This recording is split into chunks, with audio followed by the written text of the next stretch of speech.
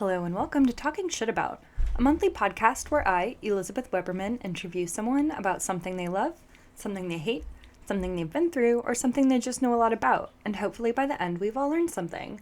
I'm joined for the intro with my cat Ampersand, who is chewing on my nose and rubbing against the mic, so apologies for the background noise. This interview is another great one for you guys. And I recorded it months ago, but it's very topical for me right now because in May I'll be starting my master's degree in social work, so it's kind of relevant there. That also means I will have less time to work on the podcast, which means April, for now, we'll have the last microsode for the time being. So we'll just go back to our monthly episodes, just trying to preemptively, take care of my sanity. Again, speaking of sanity, this is an episode about what it's like to work at a state hospital, specifically in psychiatric care. So, Justin, thank you so much for coming on. Before we jump in, let me do my quick spiel. If you are a fan of the show, please subscribe on your favorite podcasting platforms. Give the show a rating, follow me on social media, and what was the other one? Oh, two others. You can join my Patreon for $2 a month, and or you can visit my merch shop and get some cool, I almost said swag, but I'm pretty sure nobody except like us millennials and Gen X says swag anymore. So, get your merch. Okay, let's go ahead and talk some shit. I was like, what the fuck does that mean? I have friends that are firefighters and I know that they use soap. And she was screaming at me over soup. Fuck this, I am not ever talking to a Scientologist again. These people are all insane. I'm putting my bricks in the dumpsters, motherfuckers. Do you see me, bitches? I'm throwing my bricks. And he's just like chucking bricks. I am here today with Justin, and we're going to talk about mental health, hospitals, and all sorts of jazz. Before we dive in, Justin, how are you doing today? Yeah, I'm great. I'm happy to be here. Thanks for having me. Yeah. So I will let you kind of introduce yourself, if there's anything you want people to know about you, and kind of how you got into the role that you're in now. Yeah, so I am an MSW. I graduated just recently, just a couple of years ago with my MSW working on getting my LCSW. I work at a state psychiatric hospital where we treat, which they kind of say the worst of the worst, which I don't necessarily approve of that kind of label for some of the people that we treat, but essentially the community resources are unable to handle their psychiatric condition, and they are sent by court order to the state hospital where I work. Yeah, how I got in the field is just kind of a series of events. I worked in a children's group home for a long time, and I just felt like I did a really good job there. And I was really encouraged to pursue a degree in social work. That way I could become a therapist, and just working towards being a child therapist. And I'm doing all my, footwork to get to there through the state hospital right now. So you mentioned that people refer to patients there as like the worst of the worst. Could you maybe kind of like elaborate on maybe like, not necessarily like specific behaviors or anything, but like why Yeah. people have that perception? Yeah, so a lot of the patients, I guess patients we see are floridly psychotic, so full on disconnect from reality. A lot of individuals may be experiencing like the government is after them, or they think they need to do something in order to stop the world from ending, and they're just floridly psychotic, a lot of aggression and paranoia, different things like that. Some people just don't can't take care of themselves, so they may be experiencing catatonia where they just are existing, and we treat that. And yeah, they end up at the hospital once they have been exhausted all resources available in the community throughout the entire state. There's a process where they go and see a judge, they are appointed a lawyer. The judge actually has to sign off on it, and then they are admitted into the hospital that way. And is this kind of the setting? Well, you mentioned you wanted to do, is it child therapy? Yeah, just eventually work. My heart is with kids. However that may look, I'm not sure yet. I have a few years to worry about it, but yeah, that's where my heart is at with working with children. And is the state hospital just adults? Correct. Yeah, the 18 and over. Yep. Do you have like a typical day in your role right now, or is it kind of up in the air, depends what's going on? Yeah, it's kind of up in the air, but at the same time, there's some base stuff that I have to do.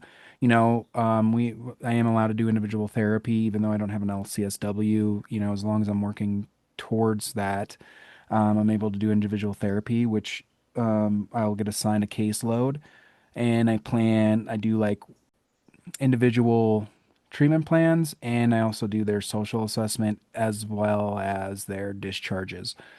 So it's a lot, and I'm a caseload right now. I only have 4 patients, which is pretty light at the moment, but that is expected to go up.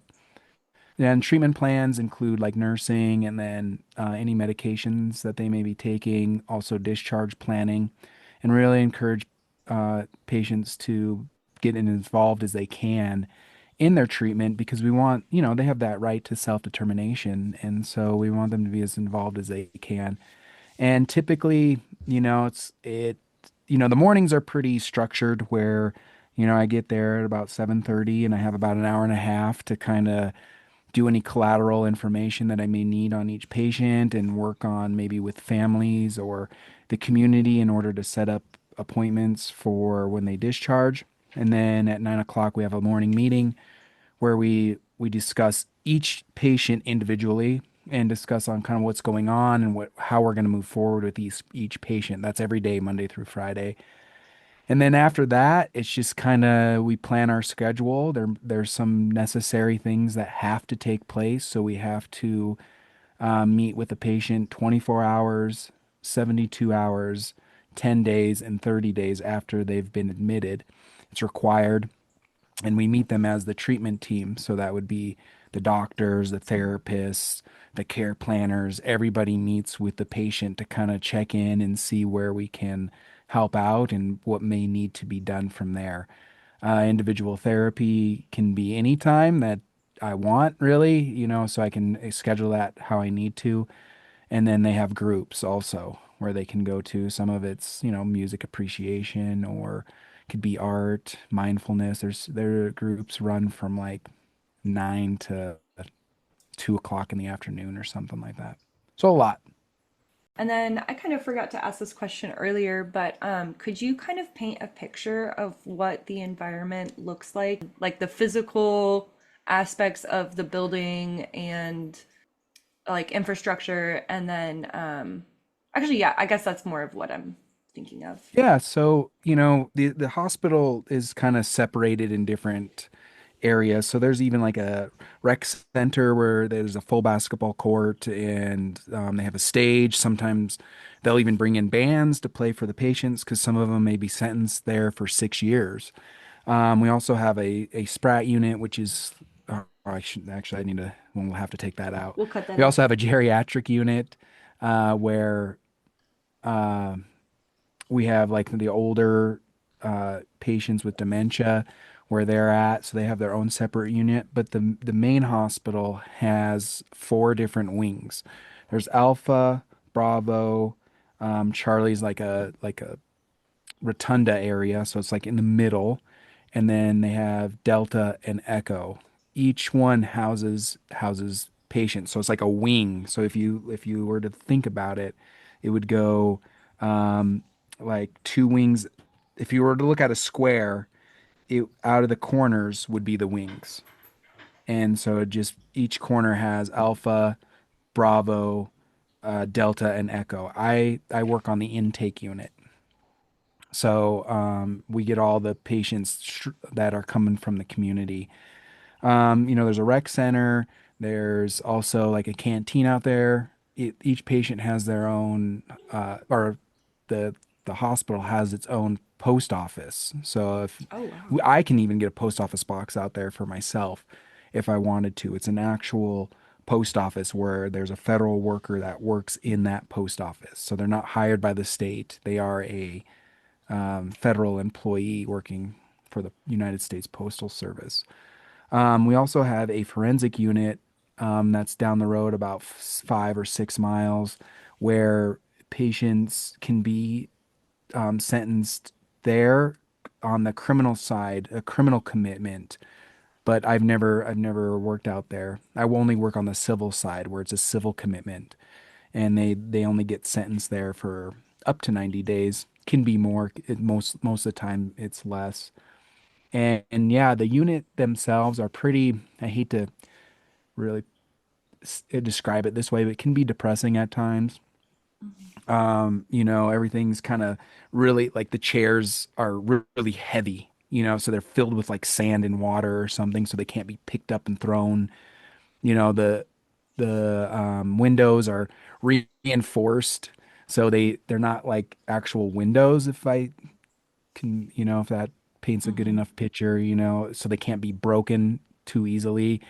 If they were to go out in the yard's fenced off. I mean, there's no barbed wire or anything like that or razor wire, but it certainly doesn't give a sense of freedom, and for a good reason, because most people are sentenced there against their will. So escape is, top on their mind, it's like, how do I get out of here? And that's mostly when you deal with patients, most of the time they just want to get out. They're angry and for a good reason. It makes sense. But it ebbs and flows. Lately it's been pretty rough with a lot of aggressive patients that are assaulting staff and lashing out at other patients. But for the most part, it's usually pretty relaxed, and most of the time the staff do a really good job of de-escalating and preventing and being proactive of any kind of disruption on the units.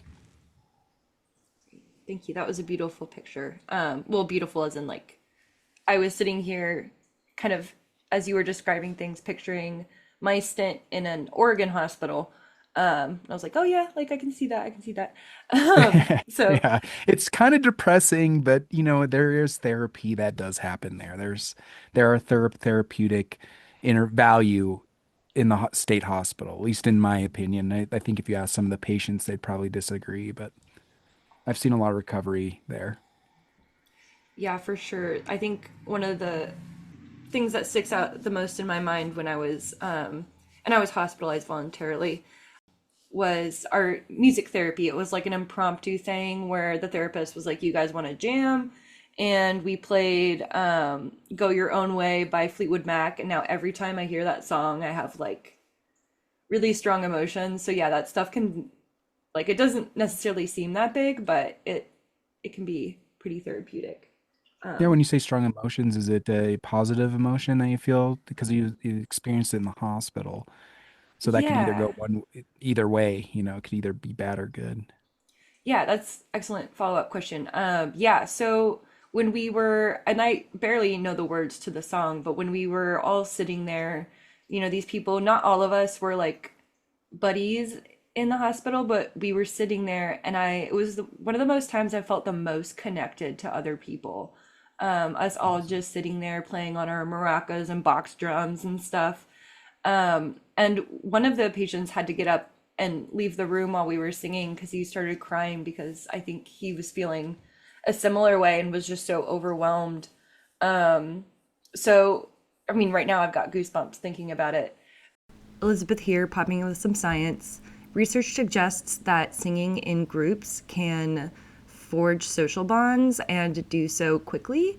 And it is especially effective in bonding in large groups. It also is suspected to have a bunch of health benefits. So maybe that's why I enjoy singing along in the shower and in my car so much. Who knows? But, anyways, sing with other people. It's good for you. But yeah, it was just a really powerful moment of connection in a space where, I mean, I'm glad I went to the hospital, but there were definitely like aspects of it that felt constrictive, Mm, and not always the most therapeutic, or at least I felt not necessarily what I needed. Um, right. but that moment was powerful, that connection with other people. That's good. I'm really glad to hear that because there's always that negative perception of a lot of mental health institutions. I think a lot of the public, a lot of stigma surrounding that. Oh, they're just crazy, and and they're walking around, talking to themselves or rocking back and forth in a chair, which is in some cases that's the truth, but a lot of people do recover and are no longer experiencing what they're going through and have a full recovery. I'm curious how your perception of like hospitals and the mental health care field was before you started this work versus now. Yeah, so there's a lot to this one, and this is such a hard subject because can never figure out an answer. And I've had discussions at work as to what can we do better, and how can we make if we are all sitting around a table and we're just like, we have an infinite amount of money, infinite amount of resources, we have the perfect workforce. What would it look like if in an ideal world for to treat mental health? And it's so complicated. There's just not an answer for it. We can't sit there and say, how do we get across this river, right? We build a bridge and this is how you build it. You engineer it this way, and then this is the most sturdy way of building this bridge as we know now with current knowledge. There might be a better way, but currently we have the best way. But with, the care system here, there's just never really a cut and dry answer to that. And how it's changed over the last couple of years, I think I have a really good perspective, at least where I work, only because I worked there uh, previously about 2 years ago, and then I left for a little bit and came back. So I was able to see these huge changes, leaps and bounds, but I also see these big gaps as well. So, for instance, the hospital that I work at right now, it feels pretty integrated. Each wing may have like 20, 25 patients, and there's four therapists for those 28 patients, and there's maybe three or four care planners. They also have two psychiatrists on there working full time as well for each wing. So that tells you there's quite a bit of help there. Where I see some gaps is within the community. A lot of funding has been cut, and now trying to get people out is more difficult, and keeping them out is even more difficult because the resources are just not there or not available to them that they need. So sometimes, as sad as it is, they have to go into a homeless shelter.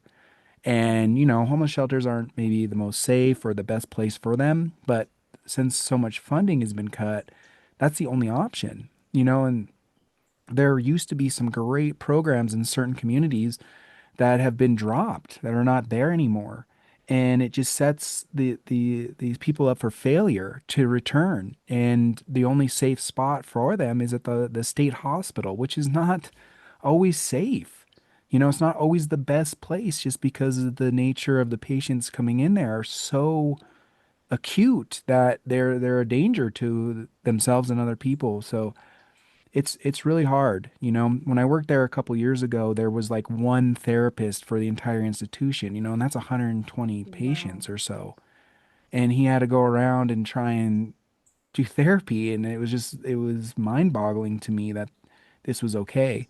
Now seeing that there's just four therapists on one unit is such a great step in the right direction. I feel good about the direction that the state hospital's heading. I can't say that for the community though, because it seems like the community is starting to lack more and more resources, through like state Medicaid and different things like that. They're no longer covering they're not covering as much of the needs of the patient. So they may pay $100 an hour for this certain program, but now it's only 80, or they're not going to pay cover it anymore at all. And it's really sad. Are there any challenges that you face specifically in your role? I think for me, some of the challenges would be the involuntary commitment, because a lot of patients just don't want to be there and they just don't want to engage in therapy. And, it's really difficult. You're just kind of waiting around sometimes for them to come around to the idea of talking to you. And then also discharges are so difficult because Some patients just come in without any funding or anything, and you're sitting here scrambling trying to apply for these programs that'll help them. They're fine, they're ready to discharge, but you're worried of discharging them because there's nothing for them to go to. They can't afford their medication, they can't afford to see a therapist, or they can't afford to get their primary care stuff figured out, and we have to sit there and just kind of hold them and wait until we can get this funding. And then sometimes we have to just say, here's your appointment, you got to figure it out. And it sucks. It's a horrible feeling. But there's all our options have been exhausted, and by law we have to discharge them. We cannot keep them against their will. It is against the law, even if they're going back to a really bad situation, and that's the situation they want to go in. We have to let them go in that situation. And there's always this thing in the back of your mind where it's like, okay, I wonder how long it's going to be until I see them again. And it's an awful feeling. It's awful. What are some supports that you would like to see? I know that's kind of a broad question, but like, what would your ideal post? Oh, there goes my words. Post discharge like process look like? Yeah, ideally, family, if they have support from family, those are the best situations anybody can be in. It seems like there's a lot more recovery in when they have a solid support system with family, or they're known in the community and they have a lot of people kind of rallying behind them to do the right thing or do the best that they can. Seems to be the best scenario. A lot of patients that we deal with do not have that. They don't have anybody. They've burnt their bridges with everybody in the family, and so there's just nobody for them to go to. And those are the difficult discharges. But if we could fix that somehow, there's like the pack teams who are out on the street and are on the field out there, picking patients up and making sure they're making it to their appointments, making sure that they're filling out the applications for all the social supports that they can get, and somebody there to, you know, be kind of like a friend or a mentor to them. And the pack services is in my opinion, probably one of the best things that has ever been developed. And I don't know the history on it. I learned, I should know all that, but the it was developed by some guy, and he just basically thought that this was something that would be great in the community, and it is. And it's slowly taking off more and more here in our state, and it's been a good thing. Also, more of the funding aspect of it. A lot of people leave the hospital without the proper funding and the support that they need in order to thrive, and they just end up continuing in the system, just in and out, in and out, in and out. I've seen patients in the state hospital as many as 38 times, that shouldn't happen. And if we want to really get into it, I hate bringing in politics, but because this is such a hot button subject, but universal health care to me is such a cut and dry thing that it seems like common sense, and that's really hard for people to hear that. In their mind, they think we're giving people too much, but it's just seems like common sense that that's just something we should do just because that's the best for everybody. I mean, that's for me too. I reap the benefits of universal health care. I can go to the hospital, and get treated for nothing. I mean, it makes sense. It's not just poor people getting more, everybody gets the same. So I've never been able to wrap my head around kind of the arguments against universal health care, but I think having that would be the ideal ideal. I mean, no question. And housing. You know, there's no reason why we can't provide every single person somewhere to live in this country. There's no reason. And I think even if it's not the most ideal home to go to, it's just a tiny home that might be as big as, like 2 bedrooms that has like a sink and a bathroom in there somehow. And just giving people that would prevent a lot of this turnover. And I'm almost certain of it. Yeah, you can't see, but I've been nodding this whole time. Yeah, I'm sure. I know there's a few people out there that are like, yeah, yeah, yeah, I get it. And then I know there's a few people out there that just cannot stand hearing people might get something that they didn't some in some way deserve. I don't know. I still cannot wrap my head around it, but Yeah. that's the And there's country we even live in right like, now. yeah, financial, like people have done the like calculations to see like this is how much it would cost to house everyone. This is how much it costs to transport them in ambulances and have them in the hospital and or jail, and it's always more cost effective to do those like preventative protective measures. Right. And people don't consider how much they're paying in premiums to insurance companies and how much of a deductible they have to pay when they go in and see the doctor or the dentist or anybody.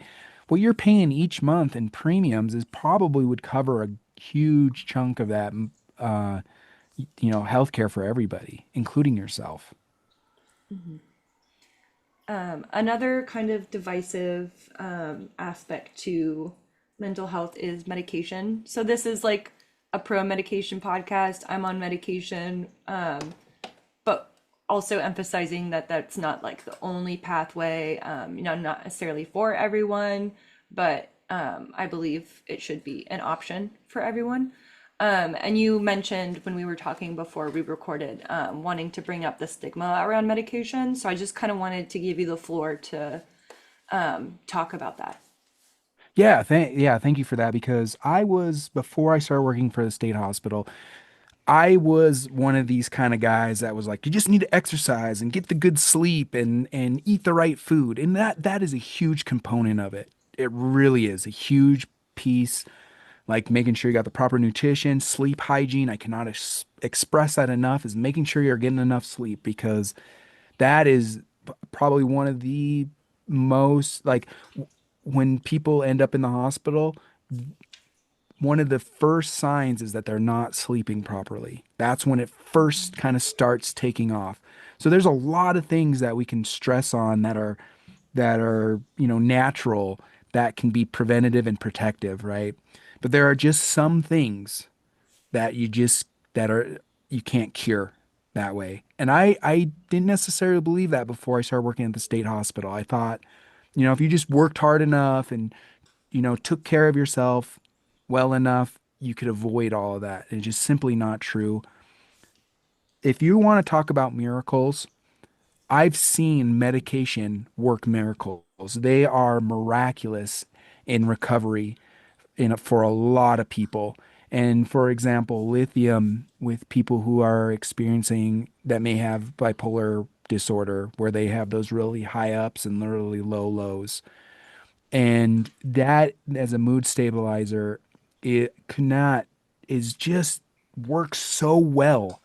And there's nothing wrong with being on medication. There is nothing wrong with that because you can function and thrive and maintain your medication. It's just like any other problem you may have. If you have some kind of thyroid problem, you take medicine for that. Nobody looks at you like, "Oh my gosh, your thyroid's messed up."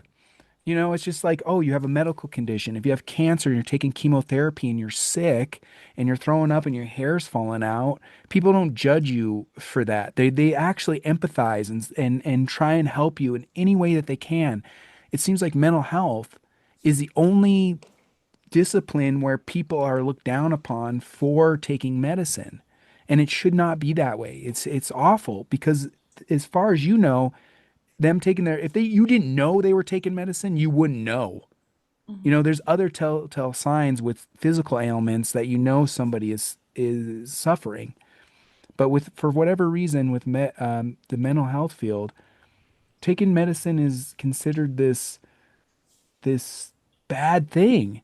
And people don't want to take their medicine because they're ashamed of it. And some people don't, and they end up back in the hospital, all because of that shame of, oh, I'm schizophrenic or I'm bipolar. And it's scary for people, but it's not the reality. You can live and be just fine with it.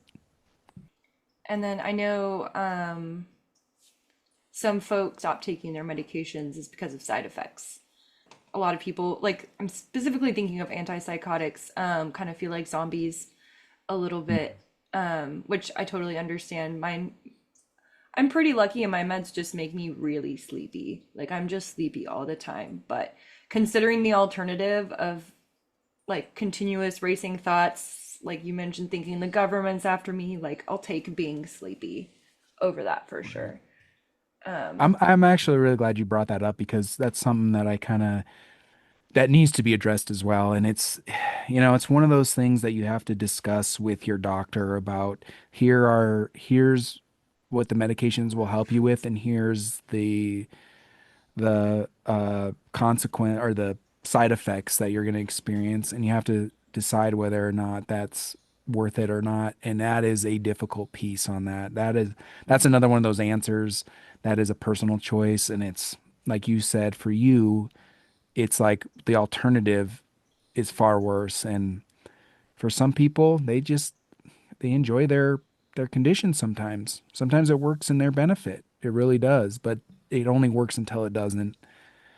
And so yeah, that piece is hard, but I think once you get healthy and you're on medications, there are ways natural ways of mitigating some of those side effects.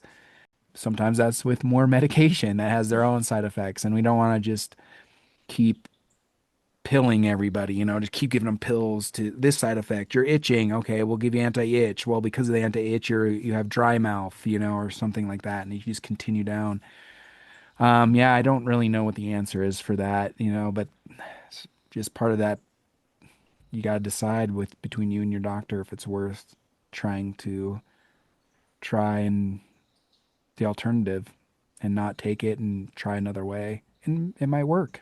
Some people live with schizophrenia and they experience their hallucinations and they just know their hallucinations and they're able to kind of overlook that.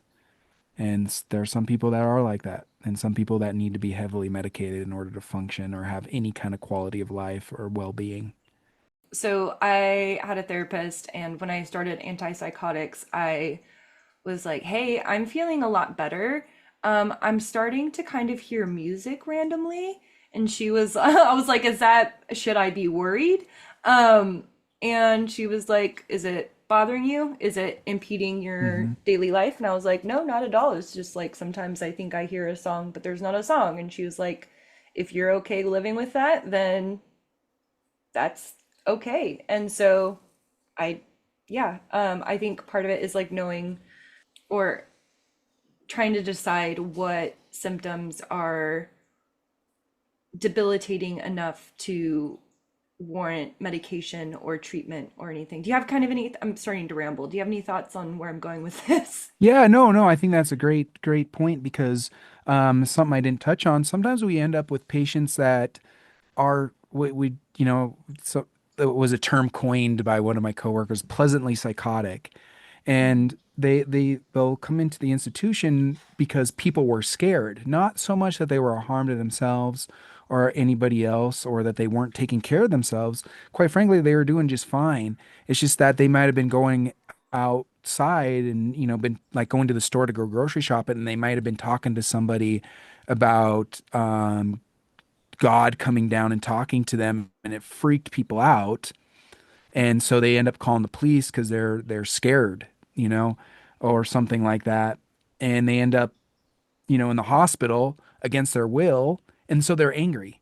And then they start acting out in the hospital, and then because they're there, they get sentenced to the state hospital. And then by the time they make it to the state hospital and someone's actually listening to them, and we're like, well, okay, we don't know why you're here because it sounds like you had your house, you had your car, you're doing just fine. And they're just living life. They're just different. They just live their life in differently in a different world sometimes, and they're not a harm to themselves or anybody else. So I'm not sure if that answered your question. I think I got a little distracted on that No, because that was perfect. okay. Kind of jumping all over the place here. And if you don't have like necessarily information on this, that's totally fine. But I was wondering if you could kind of walk us through like what the process is for like a patient from when, they have either been like dictated to go to the hospital up until like discharge. I know it's probably going to look different for everybody, but I'm curious if you could provide some insight on what the process sort of looks like. Yeah, yeah, you're right. And you're right when you say the process is different for everybody. But typically there is there's some outliers where there's just nowhere for them to go and they're just not clearing up. So they'll stay there a lot longer. And there's some people that get there and then we discharge them in like 3 or 4 days. But there is a baseline of how that works that is pretty typical for most people. One is usually they have some kind of interaction with law enforcement or if somebody is calling the police on them and they'll have an interaction with local law enforcement. They either end up going to jail or they end up going to the hospital because they're angry, they're not making any sense, they're tangential, they're experiencing hallucinations. And once they're either in the jail or the hospital, then they get evaluated by a a doctor or a therapist, and they will be deemed unfit to be in the hospital or jail. They'll say that they are a threat to themselves, and we do not have the resources to care for this person. And so then they'll file something with the courts. The court will take the case. The patient will be appointed an attorney. It'll go in front of a judge. The attorneys, everybody will either agree or disagree whether they should go to the hospital or not. If they all agree, the judge signs off on it, and then that order gets sent to the state hospital. The state hospital receives that order, says, okay, on this day, we may be able to accept them. There will be a bed ready.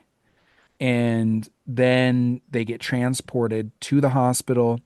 There's an intake where we inventory all their stuff. They get put on the unit, and that day is when you meet the treatment team. So we usually know by like a day or two before they show up.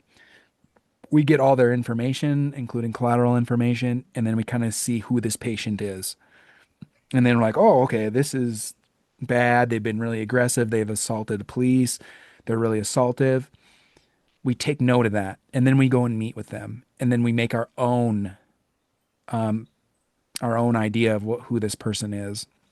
Most of the time, it doesn't match who we have on paper. A lot of time. And then we start just kind of trying to figure out how we can help this person. Immediately, they get prescribed meds. 99.9% of the patients get prescribed some kind of medication right off the bat. They are flooredly psychotic. There's no amount of therapy, no amount of exercise, no amount of food, or no amount of proper nutrition that's going to help this person at this moment. So right now, our goal immediately is to stabilize. And once they start getting stable, which is usually a week or two, maybe 3 weeks. Once they start getting stable, then we really start looking at discharge. And for me, discharge begins the day that they arrive. I'm already looking at places that they can go, where have they been, who they know, all that stuff. But when they have an active part in their discharge is once they start stabilizing. And then we just start having those conversations. What kind of funding do you have? Well, where do you have family that is that would want you to be with them? And then the treatment team together kind of determines, all right, they're ready to go. Now, that can end in two ways. One, it could be they just go back to jail because they committed a crime or they've committed a series of crime that they're not going to drop the charges. So they'll either return to jail or the charges get dropped and then they return to the community. And we try and set them up as best as we can because we never want to see them back. We don't want to see them back. We want to see them healthy and happy. Then, there's supposed to be follow-up and stuff like that. But typically, once they leave the hospital, it is in my belief that they are set up pretty well as long as they continue their discharge planning and take their health very seriously. That there's no reason why they should return, in my mind. Yeah, when I was getting ready to be discharged from the hospital, I was talking to the psychiatrist and I was like, yeah, I've started ordering stuff for a go bag for my next time that I'm here. And her eyes got kind of wide and she was like, the idea is that you don't have to come back, but good Yeah. planning. I'd Well, love to some hear. people do like it in the hospital. Some people do like being there, Oh, yeah. and sometimes they get out in the community and they just can't do it. They just can't cope. They can't deal with life, and they know how to act in order to get to the hospital. And they will manipulate the system in order to get to the hospital where they can feel safe and try again. Give it another shot with maybe better community resources this time. So sometimes that revolving door is simply because they know where to go that's safe. Yeah. There's hot meals, structure, you're indoors, you've got a bed. And I think, like you were saying earlier, having those supports for people who, like, are universal healthcare dreams and stuff, having those supports for people when they get out would probably help with the returning. No doubt in my mind, if there was just enough support out there, I mean, yeah, you're always going to have those ones that are always going to that just simply can't take to the programs. But for the most part, I think it would cut it in half, at least in half. I'd love to hear some of the like rewarding parts of your work, or if there were any moments that you have had that you're like, yeah, I'm in the right field, this feels good. Yeah, the appreciation. Sometimes there are patients out there that have been felt so hopeless and felt like nobody's ever cared. And then they meet me or somebody else and they actually feel like someone's listening to them. And some of the gratitude that I've heard from some patients is so heartwarming. It's like, wow, this is the part of the job that why I do this is because I'm actually making a difference in someone's life. Sometimes that's few and far, but there are other days where it just feels so good that you're like, yep, I did my job today, and I don't want to, I would hate for somebody to ever go in this job just for that. I'd hope somebody would go into this job to help for the sake of helping other people, but it sure does feel good when you get those kind of accolades or you get that recognition of, hey, I see that you're trying and I appreciate it because nobody ever really seemed like they cared that much. That's the most rewarding. Or you get a phone call, a month down the road and they're like, hey, I just want to let you know I'm doing really well. And that is because of you, because of you. And I always kind of retort, like, no, you did the work, man. I just told you how to do the work. You did it. Like, that's not on me. And I don't ever, I try to not take credit from patients that are saying, hey, thank you for saving my life. I'm like, no, I didn't save your life. You saved your life. I just gave you the tools and you chose to use those tools. But I appreciate it because I don't want them thinking that they have to have somebody else, that they did it on their own because they really did. That's the truth. And that is like the big part of recovery is that willingness or desire to make that change for yourself. Because you can be surrounded by an amazing team of people who want to do or help you in whatever way that looks like. But if you're not ready to make that change, then they can't, quote unquote, fix what's going on. Yeah, they always try and tell us that, don't work harder than they're willing to work. And I kind of believe that in a lot of ways, but at the same time, you do need to go far and beyond for some people sometimes. And that little extra effort goes a long ways with people. But there's a lot of truth to that because if somebody simply is like, yeah, you know what, I'm going to get off my medications when I leave, and I'm probably going to smoke meth, which I've heard that a couple times, where it's just like, yeah, I just want to go back, I just want to get out so I can go back and smoke meth. Well, you're going to set them up with what they need when they get out, but you're just like kind of detached from it at that point. It's like, yeah, I'll do everything. I'll do what I need to kind of cover my ass, so to speak, and I'll try and help you out, but they make it clear that they don't want it. So I would love to hear how you leave work at work, if you're able to leave work at work, and sort of any ways that you practice self-care or just take care of your own mental health in this field? Yeah, that is always an ongoing area of growth for me because I do recognize the importance of you can't help other people unless you help yourself first. You got to put yourself number one. I believe that. It sounds selfish, but it is, but that's literally how you have to be. You Mm-hmm. have to make sure you are healthy before you can help other people. And as far as self-care goes, I try to follow the same routine that I preach, the eat the right food, get the exercise, get the rest that you need, and find, a hobby or some leisure activities. I fall short on that all the time. I do take my diet pretty seriously, but it's so hard because, nothing beats for me a Big Mac at McDonald's. Like I just gives Yes. me Oh my God. so much, so much. It gives me so much. But I know that in 20 minutes after I've devoured this double cheeseburger, I'm gonna regret it, you know? So I'm gonna feel like crap. But in the moment, but it's fleeting, and that's the problem. And I try to pay a lot of attention to my diet and exercise, but it's just hard because there are days you're just tired and you're like, you think the best thing for you right now is just to rest. So there's a lot of lounging, unfortunately, for me.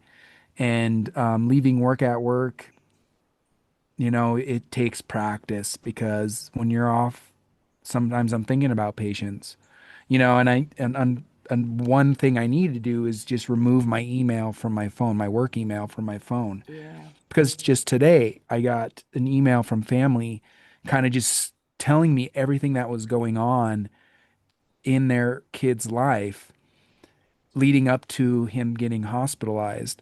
And I'm sitting there starting to write the email back. Well, it's Saturday, it's my day off. Like I know nothing's going to change if I wait until Monday.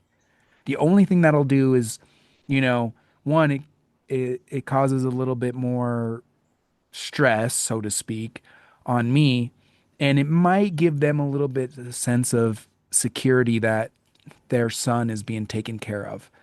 But no, no, not much more than if when I respond on Monday morning. So I kind of fail at this, and I think if you talk to anybody that might be in my position, would probably say the same thing, is that they just don't practice self-care in a way that they should. And it's always an ongoing thing that everybody probably practices. I can't speak for everybody, but from what I've seen from coworkers and stuff, their heart is in it and their heart doesn't really leave it, unfortunately. So I have a couple wrap-up questions, but before I get to them, I just wanted to open the floor, if there was anything that we missed or that came to mind as we were talking that you wanted to share. Just wanted to give you that opportunity.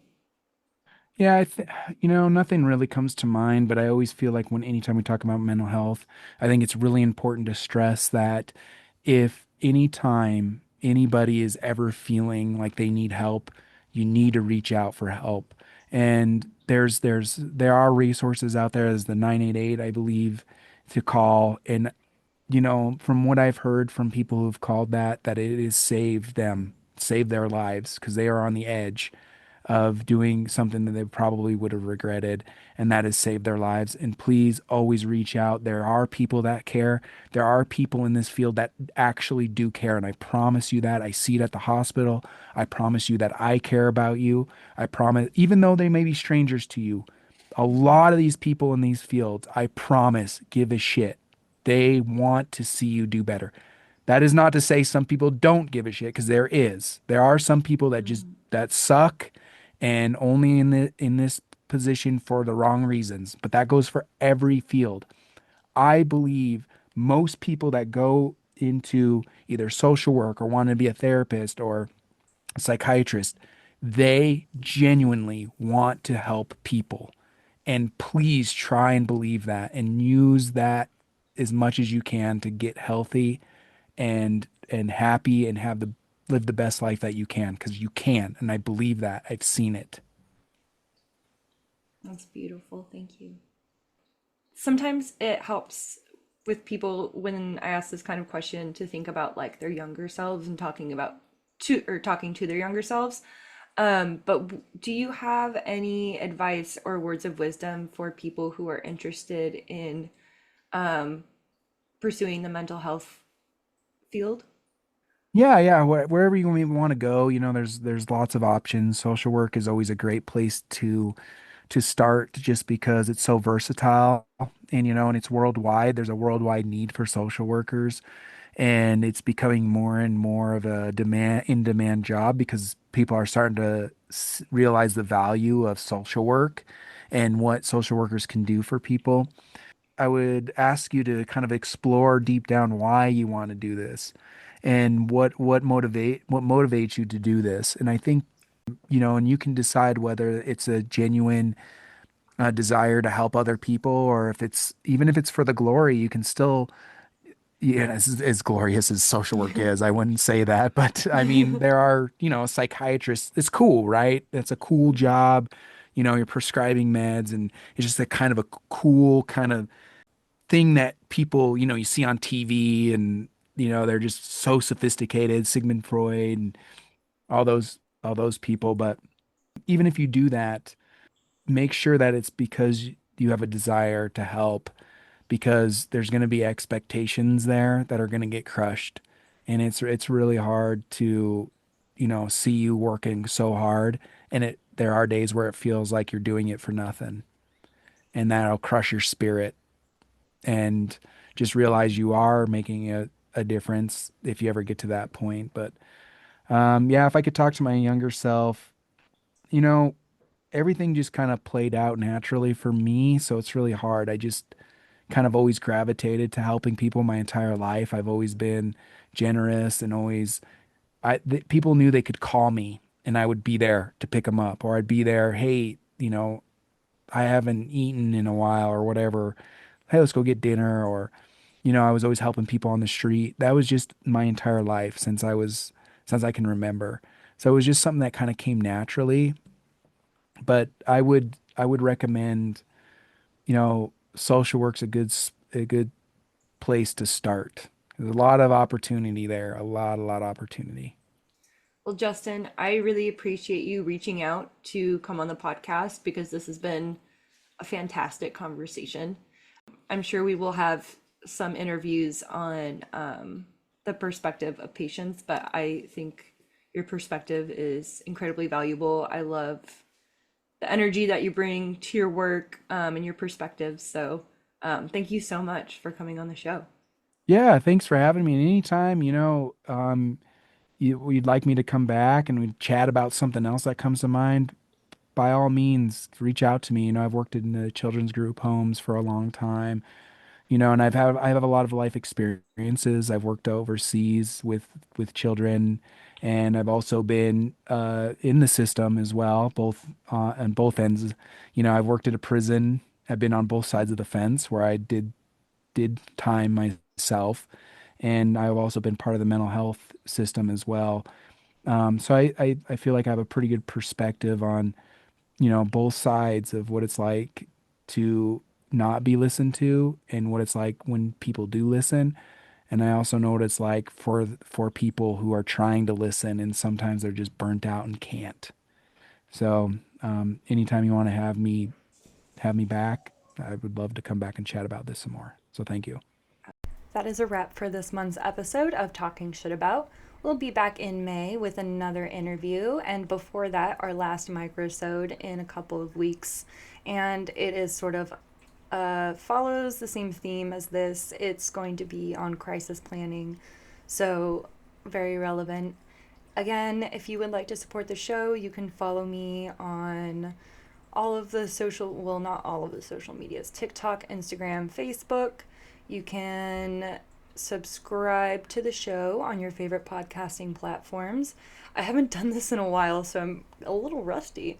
Let's see, you can buy merch from my shop, and any proceeds from NIMBY Bingo or Abolish ICE designs go to food banks in Tillamook County. And then you can also join my Patreon for $2 a month and get very sporadic mostly early access content, but also some behind the scenes and exclusives. So thank you so much for listening, and we'll see you soon.